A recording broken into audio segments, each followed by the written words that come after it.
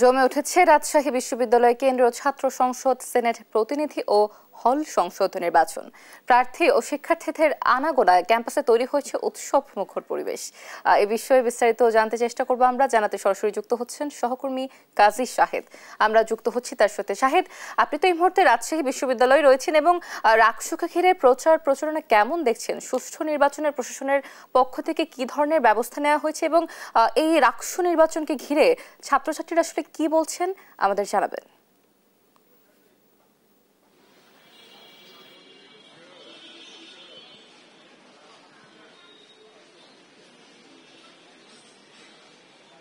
শুভ সকাল অতসী। রাজশাহী বিশ্ববিদ্যালয় কেন্দ্রীয় ছাত্র সংসদ, সিলেট এবং হল সংসদের যে নির্বাচন আগামী 25 সেপ্টেম্বর, আর এক সপ্তাহ বাকি। ফলে প্রার্থীরা কিন্তু ভোটারদের দ্বারে দ্বারে ছুটছেন। যদিও 4-5 দিন ধরে বৃষ্টি হওয়ার কারণে প্রার্থীদের কিছুটা বেগ পেতে হয়েছে। এবং আমরা যদি একটু দেখানোর চেষ্টা করি যে পরিবহন মার্কেটের এই আশেপাশে ঘিরেই প্রার্থীরা মূলত তাদের যে প্রচারণা সেটি চালাচ্ছেন। কারণ আচরণবিধিতে আগে থেকেই বলা আছে যে ক্লাসরুমে গিয়ে কোনো ধরনের প্রচারণা চালানো যাবে না, সেটি তারা প্রার্থীরা মানছেন। এছাড়া একাডেমিক ভবন যেগুলো আছে সেগুলোর প্রবেশ পথে দাঁড়িয়ে তারা শিক্ষার্থীদের মাঝে লিফলেট বিতরণ করছেন।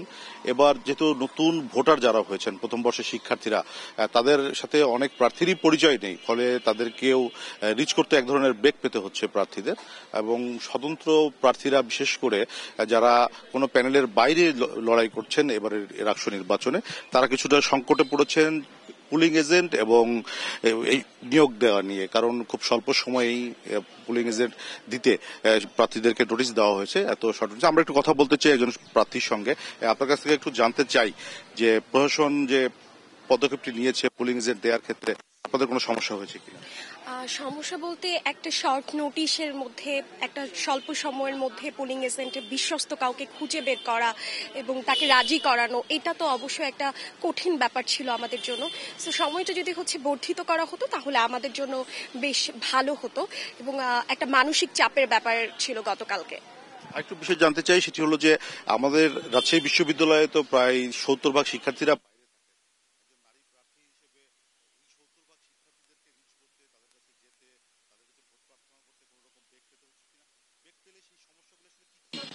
আচ্ছা, প্রথমত একটা ছেলের মতো একটা মেয়েরা জনসংযোগ করতে পারছে না, এটা একটা আমাদের তো ঘাটতি রয়েছে। আর যেহেতু আবাসিকতা, আমাদের শতভাগ আবাসিকতা নেই বিশ্ববিদ্যালয়, সেক্ষেত্রে অনাবাসিক শিক্ষার্থীদের রিচ করতে আমাদের একটু কষ্ট হচ্ছে, বেশ কষ্ট হচ্ছে।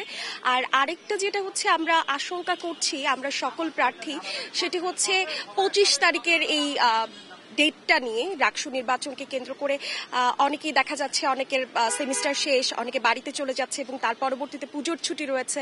তো সব মিলিয়ে রাবিয়ানরা কিন্তু বাড়ির দিকে ছুটছে। তো সেইখান থেকে আমরা এটা নিয়ে খুব চিন্তিত যে আসলে ভোট কেন্দ্রে কতটা ভোটারদের উপস্থিতি লক্ষ্য করা যাবে। আপনাকে আমরা আরো একজন প্রার্থীর সঙ্গে, সেটি হলো যে স্বতন্ত্র প্রার্থী, উনি বলছেন যে 25 তারিখে যে ভোটের থাকবে ঠিক মতো হবে কিনা উনি সংখ্যা প্রকাশ করেছেন। আপনি শিবিরের প্যানেলের এজিএস প্রার্থী, আপনারা বড় রাজনৈতিক সংগঠন এবং আপনারা কি মনে করছেন? আমাদের পক্ষ থেকে শিক্ষার্থীদের প্রতি একটাই আহ্বান থাকবে, দীর্ঘ 35 বছর পরে যেহেতু শিক্ষার্থীদের অধিকার আদায়ের প্ল্যাটফর্ম রাকসু নির্বাচন হচ্ছে, সেই জায়গা থেকে প্রত্যেকটি শিক্ষার্থীর উচিত তাদের যে নিজেদের ভোটাধিকার সেটি ভোট দিয়ে তারপরে বাড়ি যাওয়া। আমরা বরাবরই বলে এসেছিলাম যে যেহেতু পূজার আগের ডেটটা পড়তেছে, অনেকের হয়তো বা বাসায় চলে যেতে পারবে। এখন নির্বাচন কমিশন সর্বশেষ যে ডেটটি দিয়েছে সেটির প্রতি আমরা সম্মান রাখি এবং শিক্ষার্থীদের প্রতি একটি আহ্বান জানাবো, আপনারা ভোট দিন এবং আপনাদের যে এই গণতন্ত্রের চর্চা সেটা অব্যাহত রাখুন। ধন্যবাদ আমাদের সঙ্গে যুক্ত হওয়ার জন্য।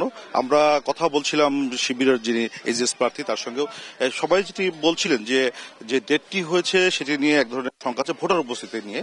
তবে বড় রাজনৈতিক দলের যে প্যানেলগুলি হয়েছে তারা বলছেন যে শেষ পর্যন্ত ভোটাররা তাদের ভোটাধিকার প্রয়োগ করবেন এবং তারপরেই হয়তো বাড়িতে যাবেন। সে কারণে ভোটার উপস্থিতি নিয়ে তারা এক ধরনের যে শঙ্কাটি ছিল সেটি তারা এখন করছেন না এবং তারা ভোটারদের কেন্দ্রে নিয়ে আসতে তারা চেষ্টা করবেন এবং শেষ পর্যন্ত ভোটাররা তাদের ভোটাধিকার দিবেন এবং উৎসবমুখর পরিবেশেই এখানে ভোট হবে এটি মনে করছেন। নির্বাচন কমিশন রাকসুর যেটি জানিয়েছে যে একাডেমিক ভবন এবং যুবলী ভবন মিলে 9টি আলাদা ভবনে 17টি সেন্টারে মোট 990টি বুথে ভোট নেওয়া হবে এবং কেন্দ্রীয় ছাত্র সংসদ ও সিনেটে 306 জন প্রার্থী প্রতিদ্বন্দ্বিতা করছেন। এর মধ্যে কেন্দ্রীয় ছাত্র সংসদে 248 জন এবং সিনেটে 58 জন প্রার্থী আছেন। এছাড়া হল সংসদে কিন্তু ইতিমধ্যে আমরা যেটা জেনেছি যে 39 জন প্রার্থী বিনা প্রতিদ্বন্দ্বিতায় বিজয়ী হয়েছেন, তার মধ্যে নারী প্রার্থী আছেন 29 জন। সব মিলিয়ে বলা যায় যে একটা উৎসবমুখর ভোট হবে রাকসুতে। এবার 28,901 জন ভোটার তাদের ভোটাধিকার প্রয়োগ করবেন। এছাড়া পুরো ভোট কেন্দ্রের যে নিরাপত্তা ব্যবস্থা সেটি নিশ্চিত করতে 2000-এর বেশি আইনশৃঙ্খলা বাহিনীর সদস্য মোতায়েন থাকবে।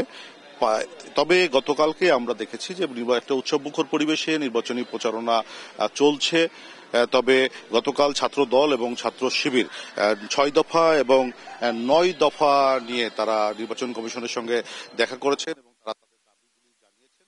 সেটি নিয়ে কিছুটা পাল্টাপাল্টি অভিযোগ ছাড়া এখন পর্যন্ত পঞ্চম দিনে রাকসুর যে প্রচারণা চলছে সেটি একটি উৎসবমুখর পরিবেশের ইঙ্গিত দিচ্ছে। তো অতসী এই ছিল রাজশাহী থেকে রাকসু নির্বাচন নিয়ে আমার কাছে সর্বশেষ।